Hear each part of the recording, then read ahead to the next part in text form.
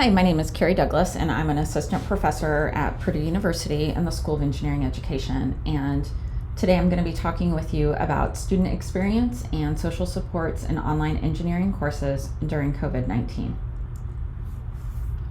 As you all know, the pandemic forced quick changes on campuses globally. Instructors were given little advance notice for moving their courses online. Many faculty have never taught a course online before, and different institutions were providing different levels of institutional support for the change. Furthermore, it's one thing to put a lecture-based course online. We can make videos, and while it's inconvenient and we didn't plan for it, there's research and ways that can be done to help guide. However, there's very little guidance on how to do labs or team-based, service learning, project-based, design courses. Things that are more interactive. And most of the research in distance education is with very different student populations. Often it's with graduate students or with adult learners, and those are quite different than the students that most of us are interacting with in our undergraduate engineering courses, where the students are, have expectations of connecting with each other and being on campus. So there's been some early work coming out on engineering education during COVID-19. For example, there have been researchers at the University of Georgia that surveyed students and found that many of the student participants described negative emotions, experiences, and opinions. And this was quite a bit different from the faculty surveyed, who reported feeling very well supported during this time. In addition, researchers at Stanford found that 31.9% of undergraduates have been satisfied or extremely satisfied with the quality of courses, and that same percentage were also dissatisfied or extremely dissatisfied. And so there's definitely students experiencing different things and emotions, feelings during this time. When asked to describe their feelings in words, the students wrote things such as being overwhelmed, unmotivated, bored, restless, sad, lonely, grateful, fine, and content. So you can see that there is a wide range of emotions and feelings with the engineering students. So during this time, myself and my colleague, Julie Martin at The Ohio State University, began discussing more about how students were doing, and just personally having known lots of students and seeing how they were struggling, we started really thinking about the social capital that students have on campus and the supports that they receive, and whether or not that those students were still having access to those same levels of support. And so we reached out to the NSF, and I'm happy to say that 2 weeks ago we were funded to study the contextual choices that engineering instructors made during COVID-19 and how those are associated with undergraduate engineering students' academic social capital and achievement of their learning outcomes. So we want to learn, how are instructors fostering student social supports during this time of pandemic, and why do students perceive these supports as being helpful or unhelpful in their achievement? So as I mentioned, we've only had funding for 2 weeks. The data was still coming in as of Monday. And so today what I'm really going to focus on are what are the perceived challenges and supports for engineering students during COVID-19. And so you get an idea of the participants that we had. We've so far had 148 students take our surveys, and approximately 55% of them have been first-year students. However, we have had students that are in their more advanced and further along as well. Also of interest maybe that 22% of our respondents are international students, and 66% of them have been sheltering at home. In the survey, the questions were focused on the challenges that students have had and how their interactions with peers and instructors have changed or are similar. Participants were also asked to complete a name and resource generator, which essentially asks the students to list out up to 5 people who are most supportive of them, or the most important to their academic, achievement, and then to list the ways that that person supports them. So now I'm going to go through some of our preliminary results. The first is that students describe peer relationships as very important for learning. So some of the quotes included, "I miss being able to hang out with my friends and study together in person," or "I had little interaction with other students except for my engineering group. After moving to remote learning, I felt like I was pretty much on my own." Another student said, "Our professor had a couple assignments where we messaged in small groups." Another said, when they were in person, usually during lecture, I would discuss lecture quiz questions with classmates, but I wasn't able to do that. And another student said, other students in the course are the reason I had passed my courses. They could explain difficult concepts in different ways than the instructors did. Another result we found was that students need to be supported in their motivation, study habits, and managing their time. So some of the students said things like, "Staying focused and getting my work done despite having very little structured time has been challenging. My challenges include getting a schedule, finding motivation to do the work since there was no one else to motivate me." Another student said, "I've definitely become a lazier student because of it." Another said, "Motivation to learn and participate is infinitely more difficult when 4/6 of my courses went to asynchronous." Students also need access to timely feedback and live discussion with instructional team. So some of the quotes we have from students here are, "The questions not answered as quickly, it's inefficient. I can't go up to my professor and ask follow-up questions after lectures and have a conversation with them." Another said, "I never got personal interaction. It was simply going between recorded lecture and homework." Another student described the awkwardness of not understanding when they did write back. So it said, I don't understand their explanation, and I feel weird asking them twice." Well, not all of the results were on the negative nature. We also found some positive things because of this time. So one that we noticed right away is that students are able to adapt. So some of the quotes we have from this is a student saying, "I believe this experience has made me a more adaptable person for the future. And I have found a way to adapt to online lectures and have actually learned to manage my time better." Another student said, "My time became more flexible. I could arrange my time freely." From the name and resource generator, what we were able to do, it was to sum up the number of resources and who was providing those resources before the COVID-19 and during the time of the pandemic. And what this graph shows us right away is that students perceived greater access to support from all of their important relationships before COVID-19. Most dramatic is we look at that faculty and staff and the peer level drop-offs. Those are huge changes in what students perceive as support before COVID-19 and the rest of the semester. And the things that they were saying would count as something of support would be helping with an assignment, the recommended coursework, whether they were informed about internship opportunities, professional development, etc.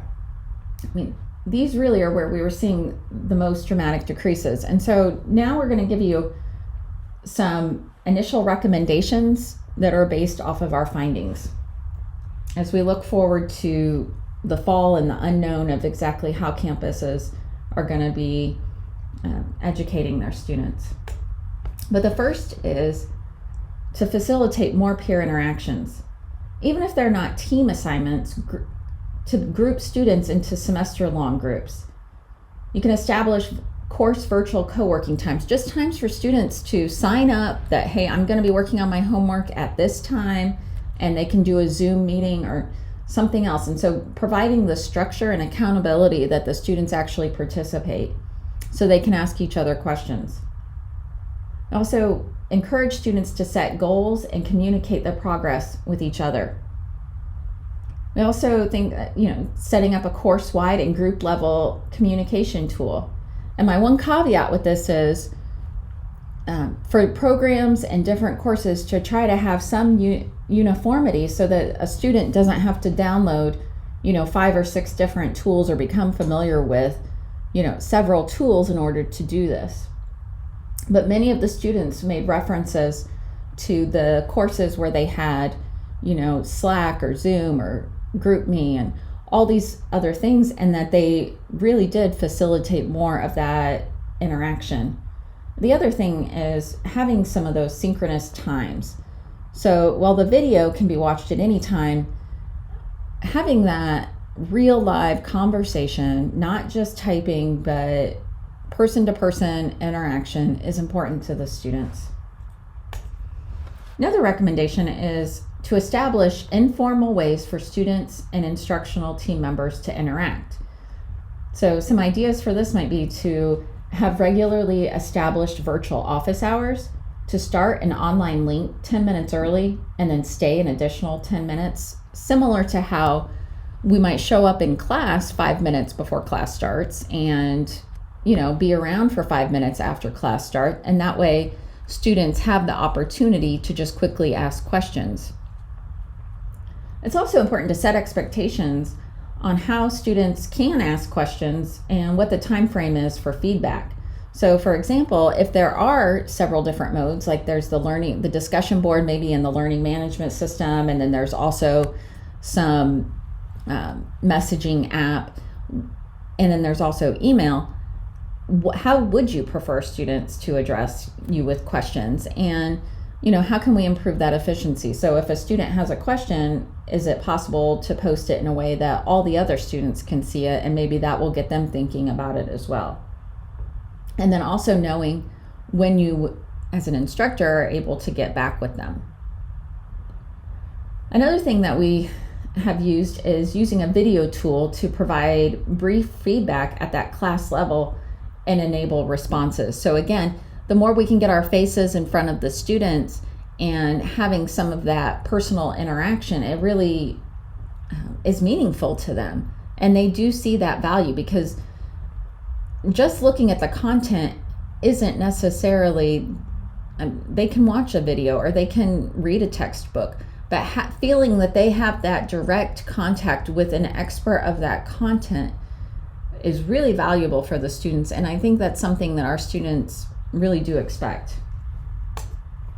So another is to establish structure and communicate weekly course routines. So, each week posting, a weekly schedule of what the activities and the to-do lists are. And this may seem like a little more hand-holding than what we're used to, but there is so much unstructured time and there's so much for them to keep track of, that having one spot for each course where it just, okay, for this week, this is everything that I need to do, would really help them.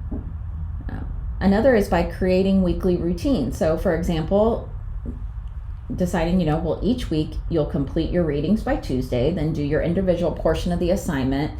After you do that, you'll meet with your team to discuss the homework or the topic, and then we'll see you on class Thursday. So again, really getting them into a routine where they're seeing that the learning's happening all throughout the week and knowing really clearly what needs done when.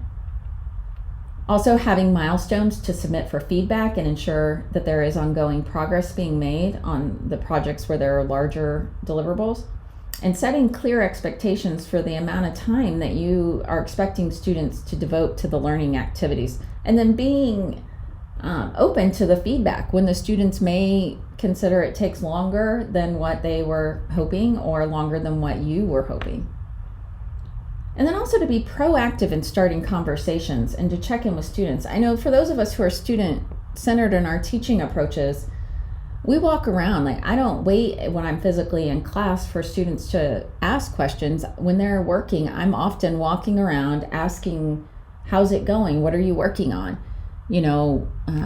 Where are you at with this? Or asking questions. And I think with the virtual instruction, it's also important for us to be proactive and prompting the students and asking them, how they're doing or what they're working on and what questions they might have, and seeing what things come up. And our fourth recommendation is to use your expertise when it matters most. And the student-instructor interaction really matters as much as the content. So you can identify what resources communicate the content already.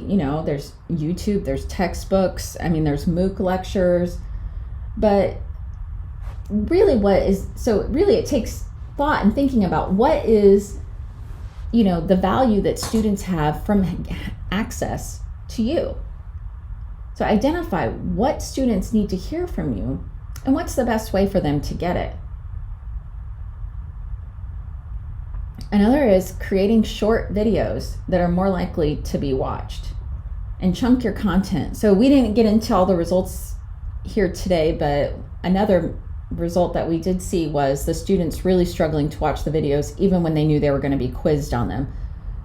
They were saying there's so many distractions, and so really keeping those lecture videos short and to the point, and then again, thinking about, okay, so if this is content they need to learn, what's the best way for them to learn it? Can they read it in a textbook and then do some assignment where they're trying to apply it, and then your time be spent giving the feedback? So really thinking about how to meet the students where they're at. And then giving student feedback on their work and answering questions is as or more important than lecturing.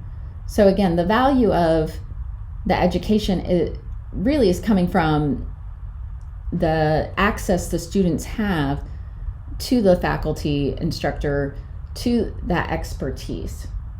And it's also remembering all the conversations that we have with students apart from the learning objectives of that course. So making sure that we're still reminding students about internship deadlines, or talking to them about professional development opportunities, really building in all the ways that we support students outside of just meeting those course objectives. So as I mentioned, we've only had funding for 2 weeks and have been really inundated with this data. So please stay tuned if this is of at all interest to you, because through this next month, we will definitely be creating more materials and some handouts with recommendations that are based off of more of our findings. And so please do stay tuned, because I am sure that we're going to continue to find some really, really important things. So, and then I just wanted to say thank you for watching this and staying with me. I'm here to answer questions, and then also acknowledge that my collaborators, Julie Martin, who's at the Ohio State University, and Amanda Johnston, who is at Purdue. So, thank you.